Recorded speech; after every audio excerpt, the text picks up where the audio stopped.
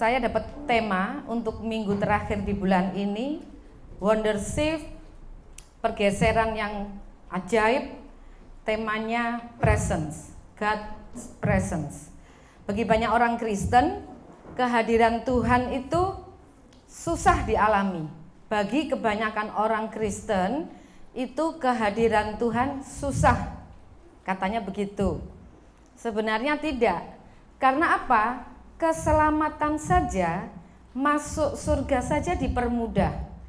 Masa umatnya mau menikmati kehadirannya aja dipersulit. Jadi tidak mungkin, ya kan? Dan ada banyak orang berpikir begini, Tuhan kan memang sudah ada di mana-mana. Tuhan kan omnipresence. Dia ada di mana-mana, dia hadir di mana-mana dalam waktu yang bersamaan. Terus apa maksudnya kita mengharapkan kehadiran Tuhan lagi? Kalau kita baca dari Mazmur 139 ayat 7 sampai 8 ya. Kemana aku dapat pergi menjauhi rohmu? Kemana aku dapat lari dari hadapanmu? Jika aku mendaki ke langit, engkau di sana. Jika aku menaruh tempat tidurku di dunia orang mati, di situ pun engkau. Jadi Tuhan sudah ada di mana-mana. Ini Mazmur Daud menceritakan, kemanapun dia pergi Tuhan ada di situ.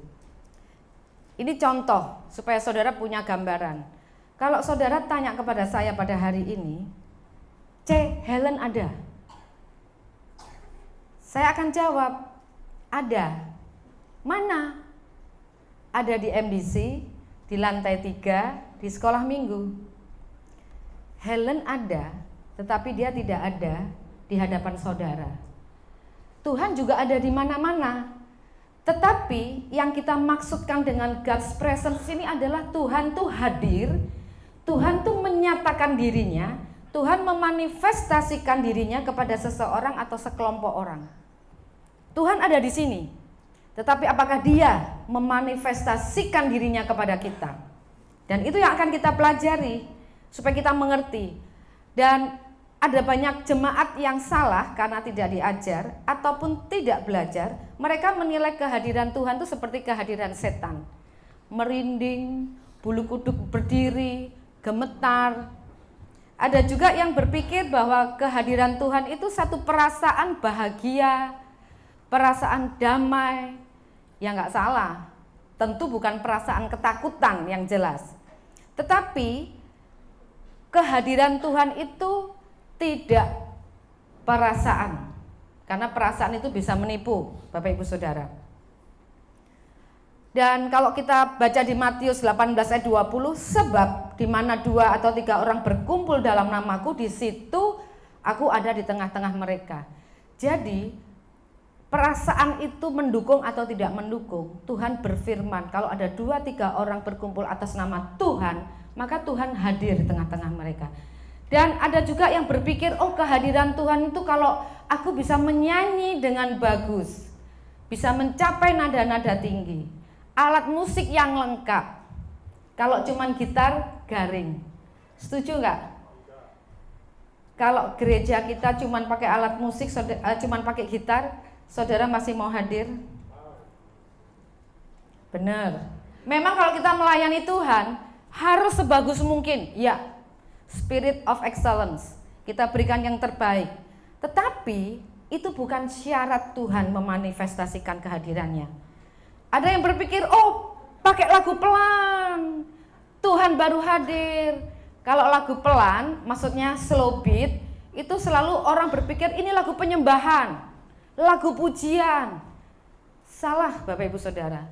Kita akan lihat misalnya lagu, kita tahu dari mana ya itu lagu penyembahan pujian atau bukan?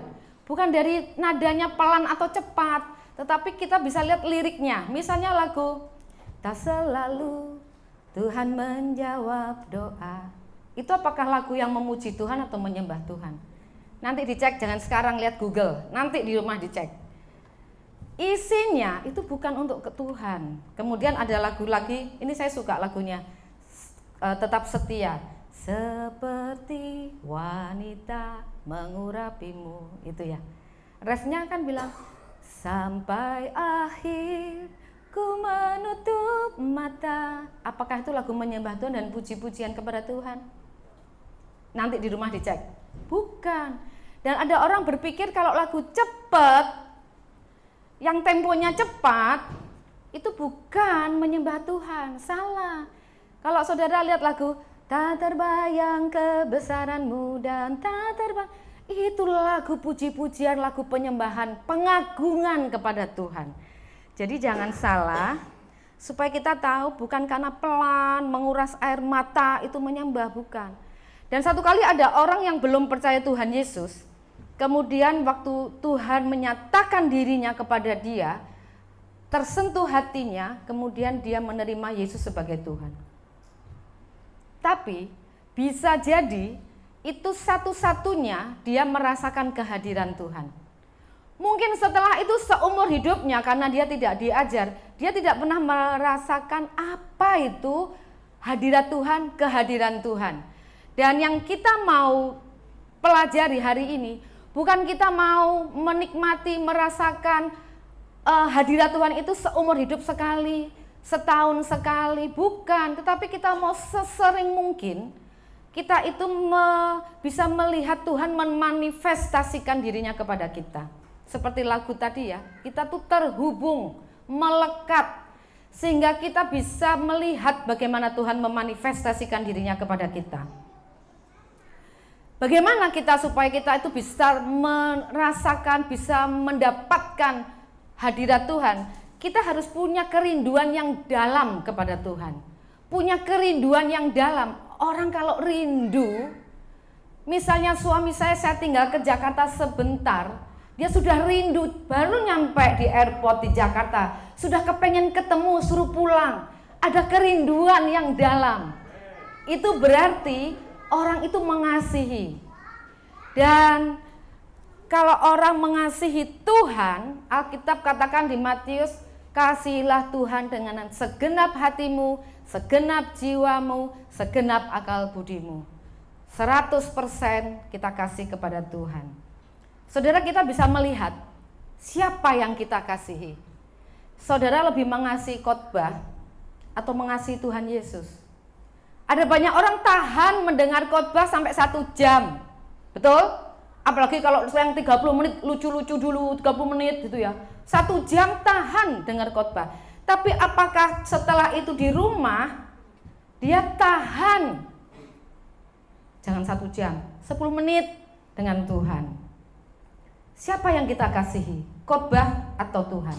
Ada lagi yang orang terus mencari pengurapan. Makanya doa pengurapan laris, manis. Mencintai pengurapan atau mencintai Tuhan.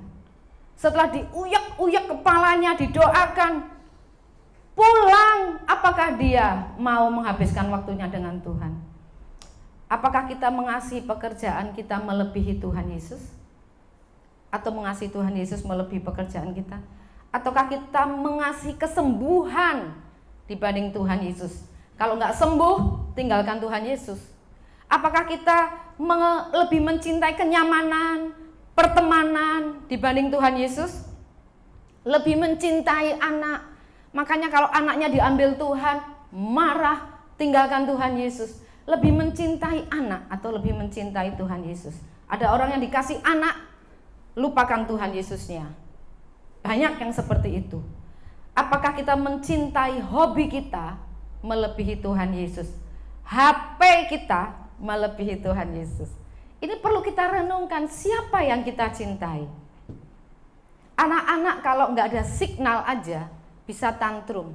Anak remaja, pemuda, kalau nggak ada signal atau nggak pegang HP disita orang tua, bisa tantrum.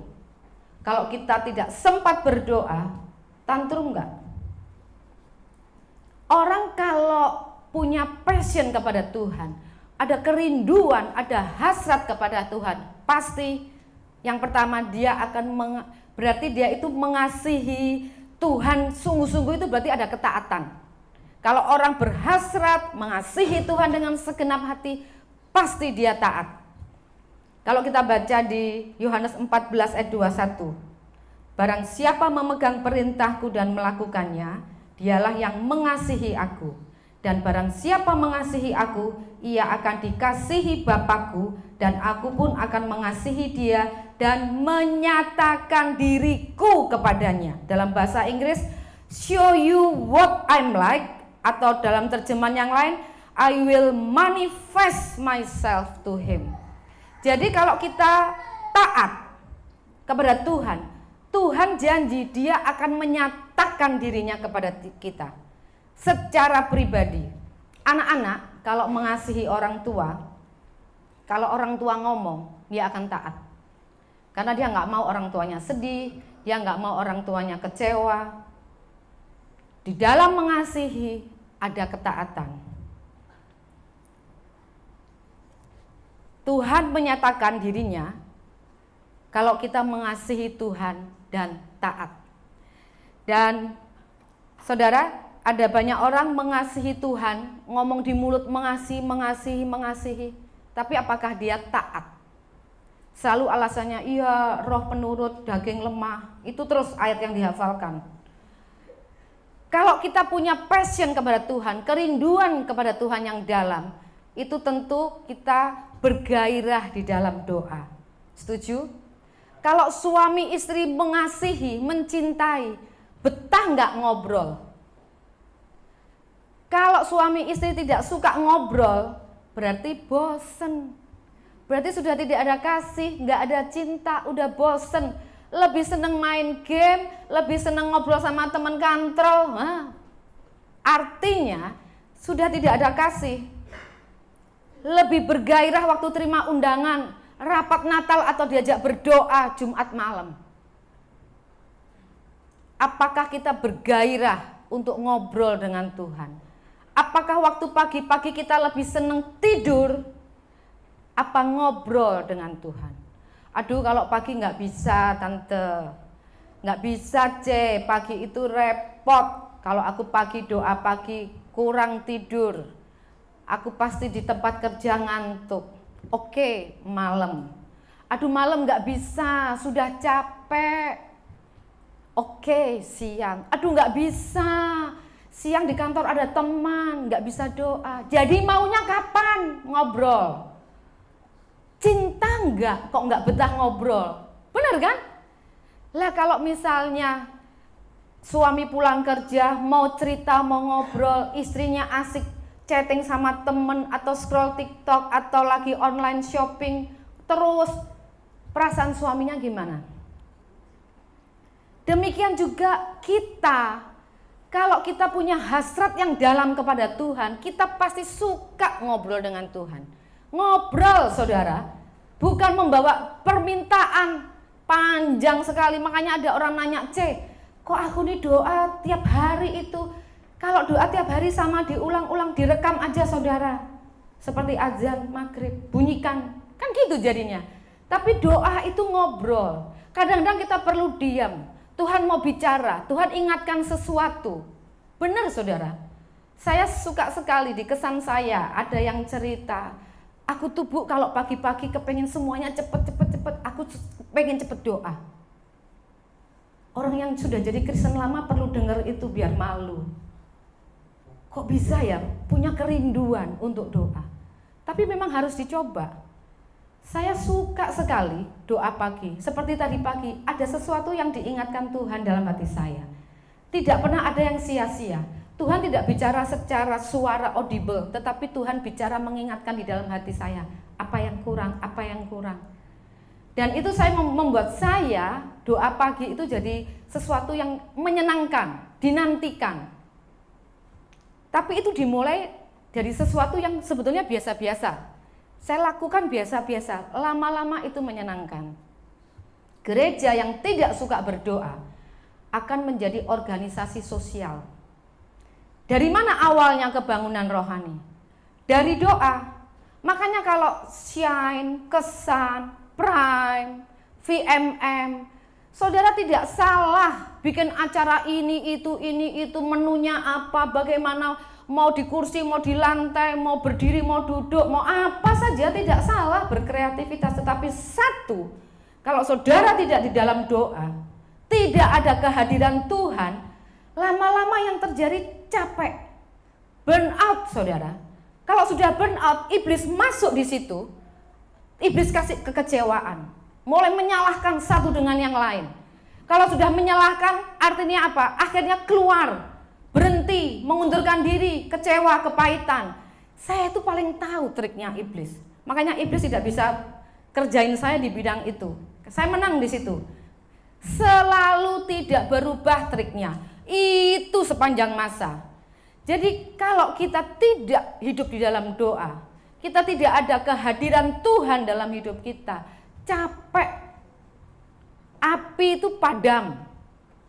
Gimana mau berpengaruh kalau kita sendiri padam?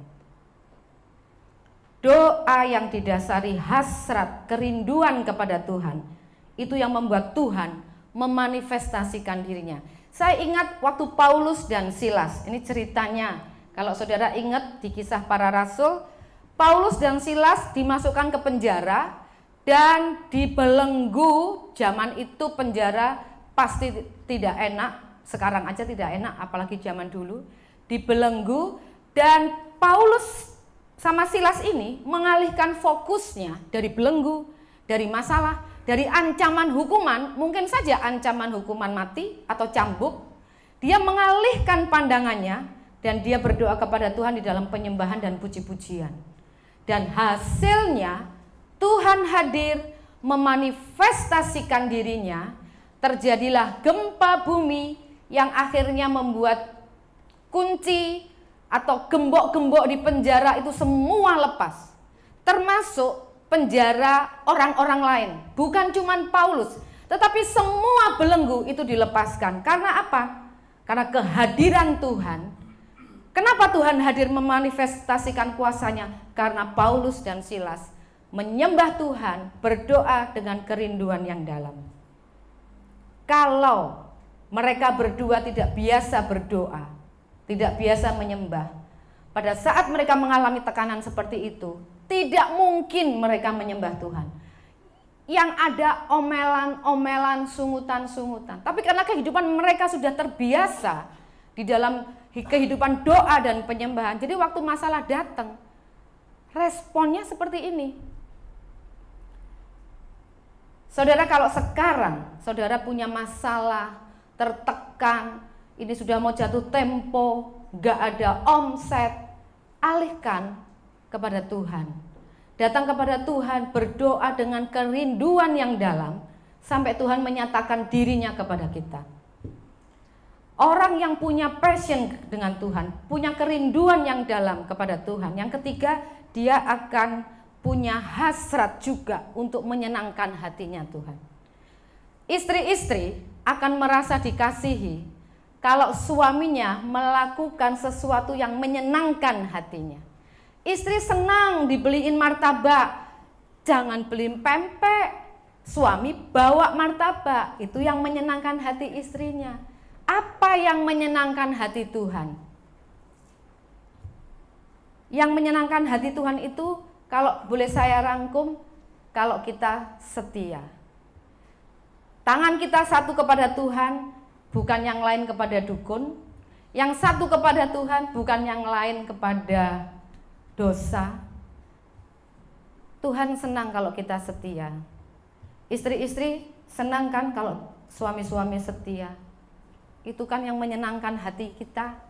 Kita jadi tenang, tidak kepikiran, tidak jadi detektif. Betul?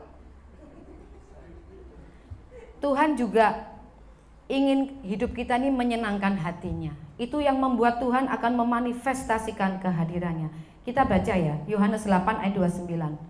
Dan ia yang telah mengutus aku, ini Tuhan Yesus ngomong, ia menyertai aku. Ia tidak membiarkan aku sendiri, sebab aku senantiasa berbuat apa yang berkenan kepadanya. Tuhan Yesus sebagai manusia, dia senantiasa berbuat yang menyenangkan hati Bapa di surga. Orang yang mengasihi Tuhan, orang yang punya passion dengan Tuhan, maka ia akan rela berkorban dan rendah hati. Saudara, nggak ada orang sombong yang mau berkorban ya. Orang yang rendah hatinya selalu sadar bahwa semua yang dia terima, semua yang dia miliki, itu semuanya karena Tuhan. Saudara bisa bekerja karena saudara bernafas. Anak-anak bisa sekolah, bisa belajar dengan baik karena kalian punya nafas, punya otak yang normal. Ada tukang reparasi otak? Anak-anak muda masih enak tinggal teriak, "Ma, besok bikin donat. Ma, mau beli sepatu." Asal ngomong, semuanya bisa disediakan. Itu karena Tuhan loh. Ada banyak kalian bisa lihat di luar sana, anak yang tidak diurus orang tuanya, yang sudah ditinggal mati orang tuanya, yang terlantar, yang tidak seenak kalian. Kalian harus bersyukur. Ini semua karena Tuhan. Ada orang yang bekerja di perusahaan. Dia pikir itu karena aku pinter. Tahu nggak saudara? Ada orang-orang yang dipakai Tuhan untuk membukakan kesempatan itu buat saudara. Ada orang-orang yang mungkin berdoa buat saudara supaya saudara bisa dapat pekerjaan yang baik. Ada orang-orang yang dikirim Tuhan untuk membuat saudara diterima pekerjaan. Dan jangan mentang-mentang kalau sudah bekerja, settle, rasanya gak butuh Tuhan. Sudah tidak membutuhkan Tuhan, karena semuanya bisa. Saya pribadi, Bapak Ibu Saudara, selalu terinspirasi dengan dua hal. Orang yang biasa-biasa saja, rata-rata biasa, tetapi hidupnya banyak memberi. Itu saya terinspirasi sekali. Yang kedua, ada orang yang kaya raya, punya semuanya, tetapi dia mau berkorban, turun, melayani. Saya punya teman, saya nggak perlu sebutkan namanya, di Prabu Muli, sebetulnya beberapa, tapi saya memperhatikan satu teman saya ini. Waktu dia kuliah di Singapura, dia itu terima Tuhan Yesus di sana. Dan tugasnya apa? Dia tunggu teman yang akan dibawa ke ibadah di MRT, di stasiun MRT. Dia tunggu. Kemudian orang itu datang, dia antar ke tempat ibadah. Dan dia kembali lagi, tungguin orang untuk antar ke tempat ibadah. Dan waktu sekarang dia sudah berkeluarga. Aduh saudara, itu kalau kami tinggal di Prabu Muli, itu kalau dia punya kos-kosan harian atau bulanan. Satu kali saya itu iseng, kan saya lama nggak kos. Saya tanya sama Pak Andrew, kalau pas mereka keluar kota nggak ada rumah yang ditempati, kan ada tempat kos itu, yang bagus, yang harian. Tapi waktu itu penuh semua. Itu acara apa ya? Kita tuh mendadak ke Prabu Muli dan saya tuh memang ditanya, nginep gimana? Terus saya ngomong, saya mau coba kos. Lama nggak kos kan, berapa puluh tahun, saya kepengen. Kemudian saya sama Pak Andrew di kos, ya karena kosnya penuh, saya dapat yang bulanan. Ya sebetulnya jujur, saya agak gimana gitu ya, saya nggak bisa ngomong. Tapi Pak Andrew ini kan udah biasa, ya dia langsung aja gini-gini, tapi saya pokoknya terganggu. Tapi saya menguatkan hati saya mau tinggal di situ kan. Malam-malam saya ditelepon, loh C ini di kos-kosan. Itu kos-kosannya dia. Bla bla bla bla, intinya saya didesak untuk ke hotel. Terus saya ngomong sama suami saya, gimana? Kak, nggak usah. Toh tinggal mungkin berapa jam udah pagi gitu. Tapi bilang nggak usah. Oh enggak, Kak. Jangan nggak enak lah Cece ini gini. Sudah masuk ke hotel itu pakai nama, waktu itu pakai nama dia atau nama Pak Andrew saya lupa. Akhirnya malam itu beres-beres langsung masuk ke hotel. Bukan itu. Ada oma-oma yang dia layani, orang yang nggak punya ya saudara, itu harus dibawa dengan ambulans ke Palembang, cepet-cepet. Dia meninggalkan kesibukannya, dia datang di ambulans itu, dia ajak si oma itu untuk terima Yesus. Kemudian dia kasih tahu ke Pak Andrew untuk melayani lagi, mungkin untuk mengulangi lagi supaya lebih mantep atau apa. Dan nggak lama kemudian si oma itu memang meninggal. Kemudian waktu saya disuruh jadi pembicara di sekolah, namanya sekolah Angeli. Jadi di antara orang tua murid, ibu-ibunya begitu, saya lihat orang ini bawa keyboard, ngurusin WL, ngecek sound, konsumsi, semuanya. Dia punya 2 toko, dia tinggalin, ngurusin. Sampai saya tuh ngeliat, wow, ini orang yang tinggal duduk-duduk manis tuh duit datang, Bapak Ibu Saudara. Saya terinspirasi dengan orang-orang yang level ekonominya sangat tinggi, tetapi dia turun ke bawah melayani. Jadi saya malu. Saya bisa melihat, wah, luar biasa. Uangnya keluar, tenaganya, semuanya. Kalau tinggal di rumahnya dia persiapkan kamarnya. Ada buah, ada camilan, ada minuman, ada apa lagi kok? Dia pokoknya setting supaya orang itu nyaman. Itu pelayanannya. Bayangin saudara, orangnya rendah hati, rela berkorban. Jadi saya malu melihat hidupnya. Dan ada beberapa orang juga ada lagi. Dan waktu minggu lalu lagu Goodness of God dinyanyikan. Saudara, waktu menyanyi itu tahu nggak artinya? Saya percaya tahulah artinya. Tapi saudara perhatikan nggak? Waktu di bagian bridge, kalau nggak salah ya, bridge kalau nyanyi, ada kata-kata begini, with my life laid down, I'm surrender now, I give you everything. Waktu saya nyanyi itu begitu mau ngomong I give you everything, mulut saya diam, freeze sebentar. Hah? Ini overclaim. Apakah kita ngomong saya berikan kepadamu segalanya? Saya langsung nggak bisa keluarkan kata-kata itu, saudara. Saya lihat benar nggak ya kita sudah berikan segalanya kepada Tuhan. Sedangkan kita diambil sedikit waktunya saja kita protes. Kita tidak rela. Jadi waktu itu saya pikir, wah, ini luar biasa. Saya nggak berani katakan I give you everything. Kayaknya overclaim ini Tuhan. Saya malu. Ini karena kalau kita memuji Tuhan, itu perhatikan liriknya. Dan orang yang mengasihi Tuhan, punya passion kepada Tuhan, maka dia akan berikan waktunya. Ada suami-suami yang sudah bekerja keras, kemudian pulang, dia asik dengan dirinya sendiri, dan dia tidak ngurus istri, tidak lihat anak. Apakah dia mengasihi anak-anaknya? Apakah dia mengasihi istrinya?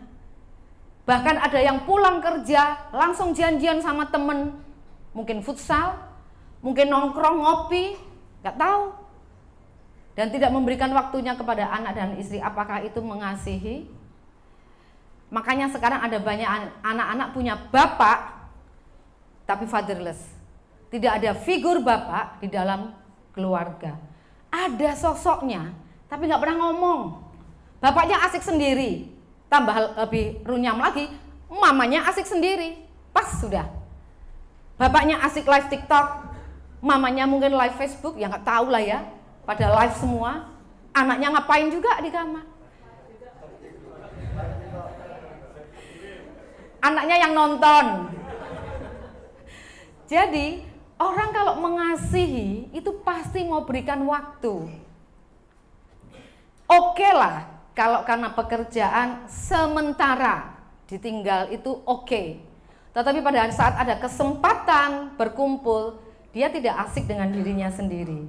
Anak-anak muda, kalau engkau merasa masa depanmu penting, cita-citamu penting, maka kamu akan memberikan waktu untuk itu. Jadi ada juga orang, saudara, ini bagus sekali, perlu diingat-ingat. Orang akan memberikan waktu kepada sesuatu yang dia hargai. Betul? Kalau suami saya, menghargai anak-anak, tentu dia akan berikan waktunya kepada saya, bukan kepada yang lain. Dan kalau orang itu menghargai kesehatan dan bentuk tubuh, dia akan kemana? Memberikan waktunya ke tempat gym. Kalau orang bisa 3-4 jam nge-gym, bisa 3 atau 4 hari, bahkan ada yang 5 kali seminggu nge-gym. Begitu intensnya nge-gym, ya enggak salah kalau badannya bagus. Jangan sampai 5 kali ke tempat nge-gym tetap tidak berbentuk. Tapi apakah kita bisa memberikan waktu seperti itu kepada Tuhan kalau kita mengasihi Tuhan? Kita senang lama-lama nongkrong, tapi apakah kita juga bisa memberikan waktu untuk Tuhan? Sebetulnya yang butuh tuh kita loh, bukan Tuhan. Yang butuh kita. Dan kita perlu loh cek hidup kita. Bagaimana kita mengatur waktu kita? Apakah benar kita mengasihi Tuhan dan kita sudah memberikan waktu yang sesuai untuk Tuhan? Kalau kita pengen tahu apa sih yang terjadi kalau Tuhan itu hadir memanifestasikan dirinya kepada kita, kita mau lihat perjalanan bangsa Israel menuju tanah perjanjian, tanah Kanaan. Jadi Tuhan menjanjikan bangsa Israel itu akan masuk ke tanah perjanjian, tanah Kanaan yang berlimpah susu dan madunya. Dan Musa menjadi pemimpin bangsa Israel waktu itu. Tapi sebelum sampai ke tanah perjanjian, Musa mati. Musa itu pemimpin yang istimewa dan super powerful. Kalau dengan Nabi, Tuhan berbicara lewat mimpi, lewat penglihatan. Tapi dengan Musa, Tuhan berbicara face to face, berhadapan muka. Musa mengadakan mujizat 10 tulah di Mesir. Musa juga yang membelah laut Teberau. Bukan sungai Musi, laut Teberau. Kemudian Musa juga yang membuat air di Mara yang pahit menjadi manis. Musa juga yang membuat air keluar dari bukit batu. Dan Musa juga waktu dia pimpin Israel, waktu perjalanan siang hari ada tiang awan supaya nggak kepanasan, malam hari ada tiang api supaya nggak kedinginan. Dan waktu Musa juga yang memimpin, makanannya selama 40 tahun itu mana dan dagingnya burung puyuh. Saudara mungkin mikir 40 tahun makan burung puyuh diapain aja ya? Mungkin dipanggang, dipindang, digoreng, dipepes, pokoknya burung puyuh. Dan Musa itu tak tergantikan. Dia juga yang menerima 10 perintah Allah. Jadi Musa ini pemimpin yang luar biasa, dan pemimpin itu sebelum masuk tanah perjanjian pemimpinnya mati. Bagaimana nasib bangsa Israel ke depan? Tuhan memilih Yosua menggantikan Musa. Dan kita lihat apa yang Tuhan katakan kepada Yosua di Yosua 1 ayat 5. Seorang pun tidak akan dapat bertahan menghadapi engkau seumur hidupmu, seperti aku menyertai Musa, demikianlah aku akan menyertai engkau. Aku tidak akan membiarkan engkau dan tidak akan meninggalkan engkau. Sebentar kita baca satu lagi Keluaran 33 ayat 16. Apa yang terjadi dengan Musa waktu itu? Dari manakah gerangan akan diketahui bahwa aku telah mendapat kasih karunia di hadapanmu, yakni aku dengan umatmu ini? Bukankah karena engkau berjalan bersama-sama dengan kami, sehingga aku dengan umatmu ini dibedakan dari segala bangsa yang ada di muka bumi ini? Saya ini kurang jelas, saya baca bahasa Inggrisnya. Your presence with us will distinguish us from any other people on earth. Kehadiranmu bersama kami akan membedakan kami dari orang-orang lain di bumi. Kehadiran Tuhan waktu Musa memimpin itu akan membedakan orang-orang Israel dengan orang-orang lain di muka bumi. Dan kehadiran Tuhan kepada Musa inilah yang Tuhan berikan kepada Yosua. Yosua juga mengalami kehadiran Tuhan waktu dia akan masuk ke tanah Kanaan. Tuhan berjanji menyertai bangsa Israel. Itulah God's presence. Jadi saudara, bukan yang penting bukan tanah Kanaannya, yang penting bukan propertinya, tetapi yang penting adalah penyertaan Tuhan. Buat apa punya properti, punya tabungan, deposito, punya saham, punya apapun saudara, tetapi tidak ada penyertaan Tuhan dalam hidup kita. Kita sering kan lihat, orang ini kurang apa sih, kok bunuh diri, orang ini kurang apa sih, kok cerai, kok narkoba, kok apa. Percuma punya segala sesuatu tetapi tidak ada penyertaan Tuhan. Tuhan janjikan semuanya. Tuhan janjikan properti, Tuhan janjikan susu dan madu. Tetapi itu sebagai akibat dari Tuhan menyertai. Sebagai akibat kehadiran Tuhan dalam hidup kita, semuanya itu mengikuti kita. Jadi lebih penting mana? Kehadirannya Tuhan atau hadiahnya? Kalau punya hadiah tidak ada kehadiran Tuhan, sia-sia. Tetapi kita punya hadirat Tuhan, maka semuanya akan mengikuti kita. Jadi jangan terbalik prioritasnya.